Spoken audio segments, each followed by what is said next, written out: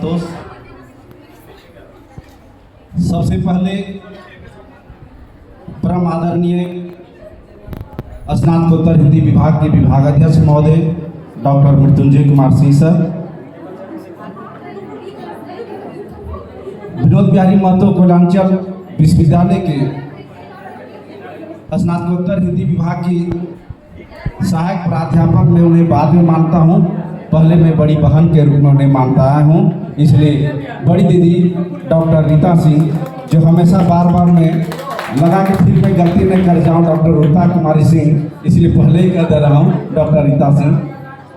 और खुले आसमान के नीचे कोयलांचल की धरा पर झारखंड के सुपुत्र माननीय विनोद बिहारी महतो, जिनके नाम पर बना यह हमारा विश्वविद्यालय, और उस विश्वविद्यालय में रंग बिरंगे हमारे तमाम छात्र और छात्राएं, जिनके शोरगुल, कोलाहल और रंग बिरंगे परिधानों से आज हमारा विश्वविद्यालय और हमारा विभाग जगमगा रहा है। इसलिए आप तमाम लोगों को हृदय से बहुत बहुत आभार, धन्यवाद कि आप लोगों ने आज का कार्यक्रम किया और हम शिक्षकों को भी यहाँ आने का अवसर दिया। जैसा कि एक परंपरा सी बन गई है कि जब नए बच्चे आते हैं तो उनका हम स्वागत करते हैं, और वही बच्चे जब 2 साल इसी कक्षा में रहते हुए अपना समय व्यतीत करते हैं और अंतिम सेमेस्टर का परीक्षा देने के बाद अगर किसी चीज़ का अगर उन्हें बेसब्री से इंतज़ार होता है तो वह इंतज़ार होता है आज का यह विदाई समारोह। अभी कुछ देर पहले हम लोगों ने विदाई समारोह में आमंत्रित किया था केतकी और मल्लिका को। सबसे पहले सवाल हमसे बाहर में ही उन्होंने यही किया कि सर क्या कारण है कि पीजी डिपार्टमेंट में बहुत सारे विभाग हैं, लेकिन हिंदी एकलौता ऐसा विभाग है जहाँ के बच्चे बहुत अनुशासित रहते हैं और कोई भी कार्यक्रम होता है तो किसी तरह का कोई शोर नहीं होता।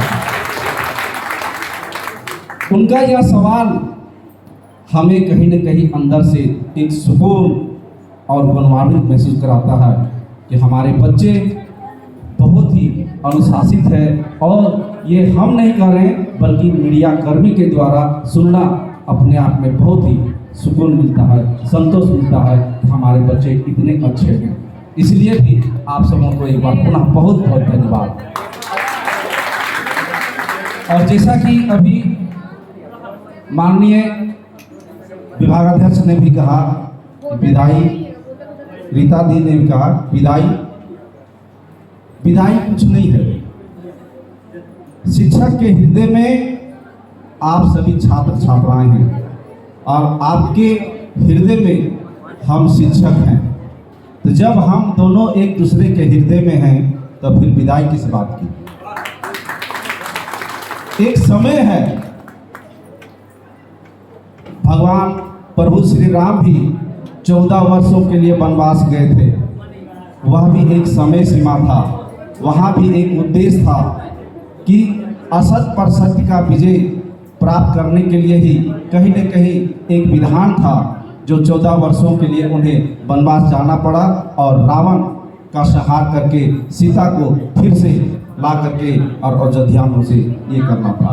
तो असत पर सत्य का विजय। और इसी तरह से जब पीए आप 3 वर्षों की पढ़ाई को पूरा करने के बाद 2 वर्षों के लिए हमारे पास आते हैं, तो वह भी कहीं न कहीं एक विधान है कि 2 वर्षों में आपको हम इस रूप में तैयार कर दें कि इन 2 वर्षों में तैयार होकर के कल जिस तरह से आप शिक्षकों को आप कमरे में उनके विषयों पर आप चर्चा परिचर्चाओं को सुन रहे थे, कल उस मंच पर आप खड़े होकर के आने वाले नए जनरेशन को पढ़ा रहे होंगे, तैयार कर रहे होंगे।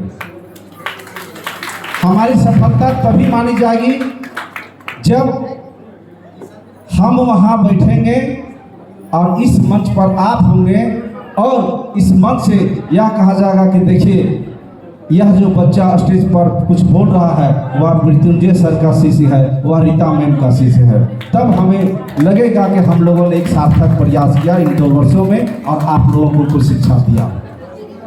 समय का पंछी उड़ता जाता है और समय बहुत ही बलवान होता है। समय के आगे हम सब लोग नतमस्तक हैं।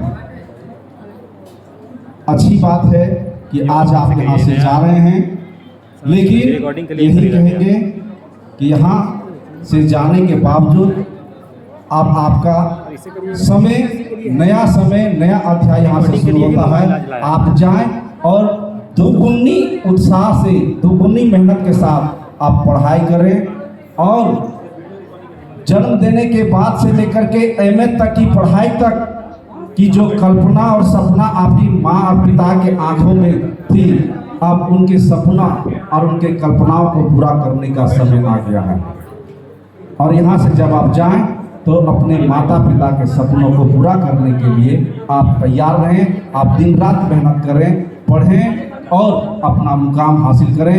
हम शिक्षकों का आशीर्वाद, आशीष वचन कल भी था, आज भी है और आने वाले समय में भी आप सबों के साथ रहेगा। समय काफ़ी हो चुका है, बहुत सारी बातें कहनी थी, लेकिन समय अभाव को ध्यान में रखते हुए बस इतना ही कहूँगा कि आगे बढ़ें और जीवन में एक ऊंचाई, एक मुकाम को प्राप्त करें।